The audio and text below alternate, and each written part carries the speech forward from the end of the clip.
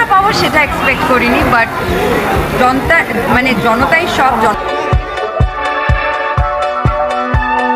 কোন শহরের বেটি তুমি ঘোরা? আমি তো এই শহরেরই মেয়ে, তোমরা সবাই জানো। আর থ্যাংক গত 17 জুন মুক্তি পেয়েছিল ঢালিউড সুপারস্টার শাকিব খানের তুফান সিনেমা। সিনেমাটি বেশ জনপ্রিয়তা পেয়েছিল দেশের প্রতিটি প্রেক্ষাগৃহে। দেশের গণ্ডি পেরিয়ে সিনেমাটি মুক্তি পেয়েছে কলকাতার প্রেক্ষাগৃহে। সিনেমাটির প্রমোশনে গত বুধবার শাকিব খান কলকাতায় পৌঁছেছেন। তবে সেখানে শাকিব খানের যে জনপ্রিয়তা তা দেখে অনেকটা হতবাক হয়েছেন কলকাতায় থাকা অনেক অভিনেতা ও অভিনেত্রীরা। রীতিমতো শাকিব খানের প্রশংসায় পঞ্চমুখ সকল অভিনেত্রী ও অভিনেত্রীরা, সাথে ভক্তদের উচ্ছ্বাস ও ভালোবাসায় যেন মেতে উঠেছে কলকাতার প্রেক্ষাগৃহগুলো। চারিদিকে দুই বাংলায়, সেই জন্য তুফান দেখার প্রচন্ড ইচ্ছে।